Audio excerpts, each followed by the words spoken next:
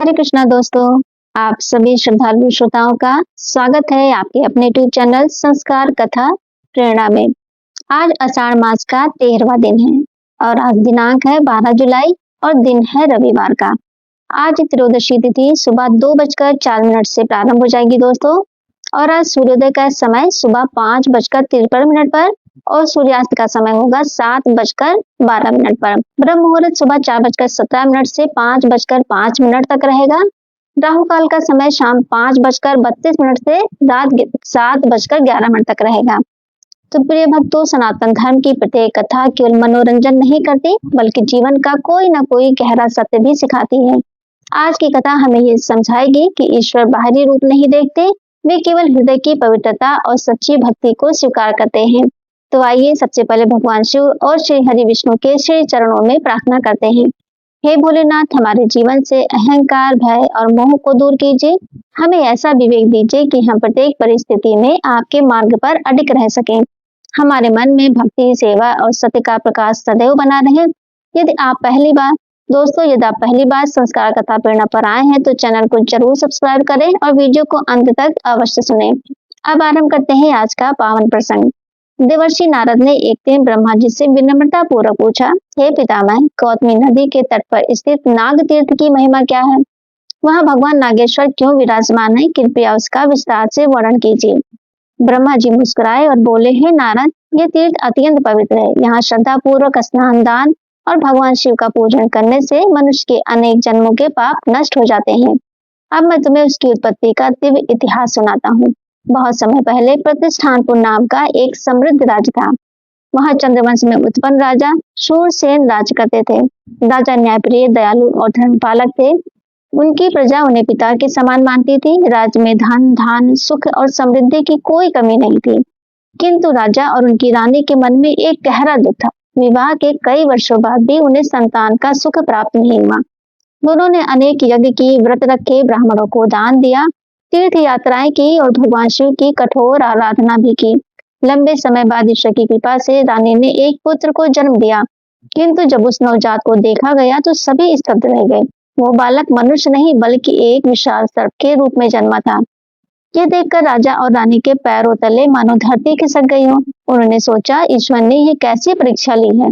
किंतु माता पिता का प्रेम रूप नहीं देखता दोस्तों, तो उन्होंने उस बालक को भी उतने ही प्रेम से स्वीकार किया जितना कोई माता पिता अपने समान पुत्र को करते हैं। राजा ने आदेश दिया कि इस रहस्य की जानकारी किसी को नहीं होनी चाहिए। राजमहल के भीतर एक अत्यंत सुरक्षित और एकांत भवन तैयार कराया गया। वहीं उस नाग बालक का पालन पोषण होने लगा। कुछ विश्वसनीय सेवकों के अतिरिक्त किसी को भी ये ज्ञात नहीं था कि युवराज वास्तव में सर्प रूप में है। समय बीतता गया। आश्चर्य की बात यह थी कि यद्यपि उसका शरीर सर्प का था परंतु उसकी बुद्धि असाधारण थी। वह मनुष्यों की तरह स्पष्ट वाणी में बोलता था।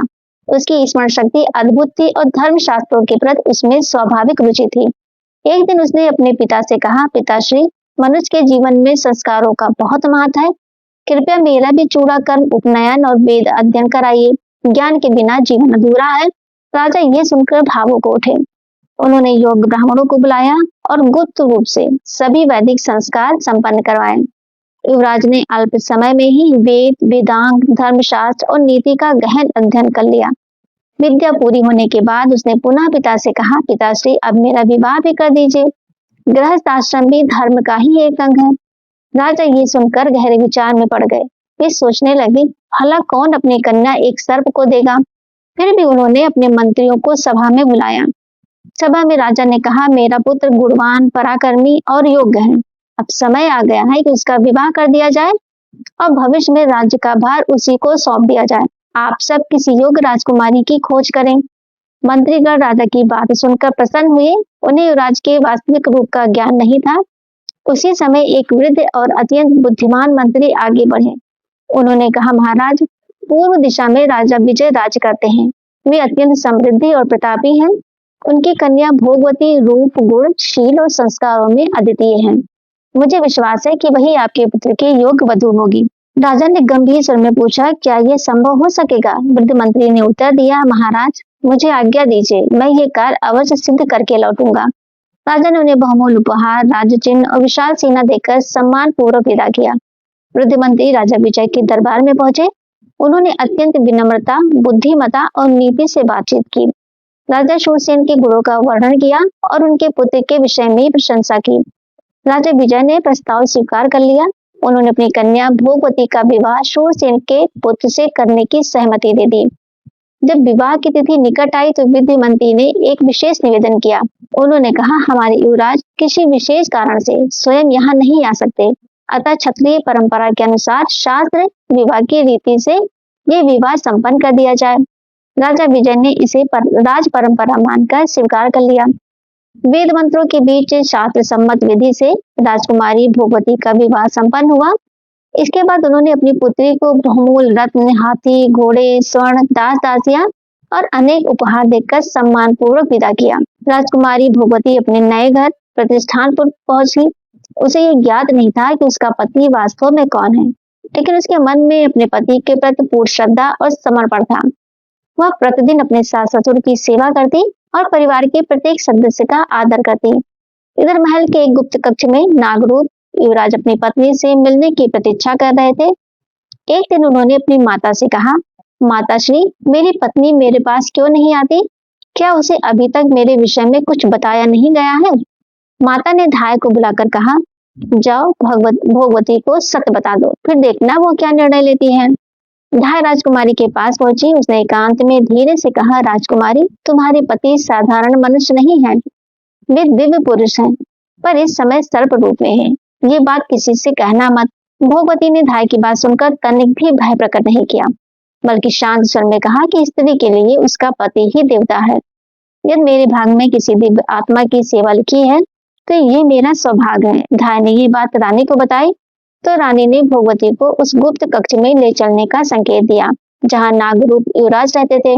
जब भोगवती ने रत्नों से सजे कक्ष में सुगंधित पुष्पों से आच्छादित शैया पर विराजमान विशाल सर्प को देखा तो वह भय से पीछे नहीं हटी। उसने दोनों हाथ जोड़कर विनम्रता से कहा, हे स्वामी, मैं धन्य हूँ कि मुझे आपके चरणों की सेवा का अवसर मिला। रूप चाहे जैसा हो, पति ही स्त्री की परम गति है। भोगवती के इन वचनों को सुनकर नागरूप युवराज अत्यंत प्रसन्न हुए। उन्होंने मधुर स्वर में कहा, देवी, तुम्हारी भक्ति ने मेरे अंतःकरण को प्रसन्न कर दिया है। अब मैं तुम्हें अपना वास्तविक स्वरूप बताता हूँ। साधारण सर्प नहीं हूँ, मैं शेषनाग का पुत्र हूँ और पूर्व काल में भगवान शंकर के हाथ का कंकड़ बनकर उनकी सेवा करता था। तुम भी मेरी पूर्व जन्म की पत्नी भोगवती ही हो। फिर नाग ने आगे एक दिन भगवान शिव माता पार्वती के साथ एकांत में विराजमान थे। माता पार्वती ने प्रेम पूर्वक कोई बात कही जिसे सुनकर भगवान शिव हंस पड़े। उसी समय मुझे भी हंसी आ गई। ये देखकर भगवान शंकर कुपित हुए और उन्होंने मुझे श्राप दिया कि तू मनुष्य लोक में सर्प रूप में जन्म लेगा। तब मैंने और तुमने मिलकर भगवान से प्रार्थना की। प्रभु प्रसन्न होकर बोले कि जब तुम गौतमी नदी के तट पर मेरी आराधना करोगे तब तुम्हारा ये श्राप दूर हो जाएगा। नाग ने भोगवती से कहा, अब तुम मुझे गौतमी नदी के पावन तट पर ले चलो, वहां हम दोनों मिलकर भगवान शिव का पूजन करेंगे। उन्हीं की कृपा से मुझे पुनः मेरा दिव्य स्वरूप प्राप्त होगा। पति की ही बात सुनकर भोगवती ने बिना विलंब किए उन्हें गौतमी तट की ओर ले चलना स्वीकार कर लिया। अगले प्रातःकाल दोनों गौतमी नदी पहुंचे। उन्होंने श्रद्धा पूर्वक स्नान किया और भगवान शिव की विधि पूर्वक पूजा आरंभ की। भोगवती ने पूरे मन से प्रार्थना की, हे भोलेनाथ, मेरे पति को इस श्राप से मुक्त कीजिए। आपके चरणों में ही हम दोनों की शरण है। उनकी सच्ची भक्ति और शिव पूजन से भगवान शिव प्रसन्न हुए। उसी क्षण नागरूप युवराज का सर्प शरीर दिव्य प्रकाश से अलौकिक हो उठा और वे एक तेजस्वी, सुंदर तथा दिव्य पुरुष के रूप में प्रकट हुए। ये देखकर भोगवती की आंखों में आनंद के आंसू भर आए। नागराज ने कहा, देवी, तुम्हारी अटल भक्ति और भगवान शिव की कृपा से मैं श्राप मुक्त हो गया हूँ। अब हम अपने माता पिता को प्रणाम करके पुनः शिवलोक जाने के अधिकारी हो गए हैं। जब ये समाचार राजा शूरसेन और रानी को मिला तो वे अत्यंत आनंदित हुए। उन्होंने अपने दिव्य पुत्र और पुत्र वधू को हृदय से लगाया। राजा ने कहा, पुत्र, अब तुम राज्य संभालो, प्रजा का पालन करो और धर्म पूर्वक जीवन बिताकर आगे शिवलोक की यात्रा करो। नागराज ने पिता की आज्ञा स्वीकार की और इच्छा अनुसार मनुष्य रूप धारण करके अपनी पत्नी भोगवती के साथ राज्य करने लगे। उन्होंने माता पिता, पुत्रों और प्रजा के साथ दीर्घ काल तक भोगवती ने भगवान शिव की स्थापना की। तभी से वह क्षेत्र नागतीर्थ कहलाया और वहां विराजमान भगवान शिव नागेश्वर नाम से प्रसिद्ध हुए। कहा जाता है कि इस तीर्थ में श्रद्धा पूर्वक स्नान, दान और भगवान नागेश्वर का दर्शन करने से मनुष्य को अनेक तीर्थों का फल प्राप्त होता है। तो दोस्तों, ये कथा हमें सिखाती है कि बाहरी रूप नहीं बल्कि हृदय की श्रद्धा और भक्ति ही मनुष्य को हृदय के ईश्वर के निकट ले जाती है। श्री ब्रह्मा जी देवर्षि नारद से बोले, हे नारद, अब मैं तुम्हें गौतमी नदी के तट पर स्थित एक ऐसे दिव्य तीर्थ की महिमा सुनाता हूँ जिसका स्मरण मात्र मनुष्य के सभी मानसिक कष्टों को दूर कर देता है। ये पवित्र स्थान महत तीर्थ के नाम से प्रसिद्ध है। यहाँ श्रद्धा से स्नान, दान और तर्पण करने वाला साधक अनेक जन्मों के पापों से मुक्त होकर पुण्य का अधिकारी बनता है। तो प्राचीन काल में देवताओं और दैत्यों के बीच एक भयंकर युद्ध छिड़ गया। दानव अत्यंत पराक्रमी थे और उनके प्रचंड बल के सामने देवताओं की सेना पराजित होने लगी। चारों ओर भय और निराशा का वातावरण फैल गया। तब इंद्र सहित सभी देवता ब्रह्मा जी के पास पहुंचे और अपनी विपत्ति सुनाई। ब्रह्मा जी ने उन्हें साथ लेकर भगवान शिव की शरण में कैलाश पहुंचे। वहां पहुंचकर सभी देवताओं ने हाथ जोड़कर भगवान महादेव की स्तुति की। हे नीलकंठ, समुद्र मंथन के समय निकले कालकूट विष को आपने ही पीकर समस्त सृष्टि की रचना की थी। कामदेव भी आपके तेज के सामने टिक नहीं पाए। आप ही संसार के रक्षक और संकट मोचक हैं। आज दानवों से हमारी रक्षा भी कीजिए, आप ही कर सकते हैं। देवताओं की करुण पुकार सुनकर भगवान शिव प्रसन्न हुए और बोले, देवताओं, भय मत करो। धर्म की रक्षा करना मेरा कर्तव्य है। मैं स्वयं तुम्हारे साथ युद्ध भूमि में चलूंगा। भगवान शिव अपने गणों सहित रणभूमि में पहुंचे। उन्हें देखकर दैत्यों के हृदय कांप उठे। शीघ्र ही भयंकर युद्ध आरंभ हो गया। महादेव के त्रिशूल, पिनाक, धनुष और दिव्य अस्त्रों के सामने असुर टिक नहीं पाए। अनेक दानव धराशायी हो गए और शेष भयभीत होकर भागने लगे। युद्ध करते समय भगवान शिव के ललाट से परिश्रम के कारण पसीने की कुछ बूंदें पृथ्वी पर गिरी। जैसे ही वे बूंदें भूमि पर पड़ी, उनसे तेजस्वी और दिव्य शक्तियों से युक्त अनेक मातृ शक्तियां प्रकट हो गईं। उनके मुखमंडल से अग्नि के समान तेज निकल रहा था। वे भगवान शिव के सामने हाथ जोड़कर बोली, प्रभु, हमें आज्ञा दीजिए, हम आपके शत्रुओं का संहार करें।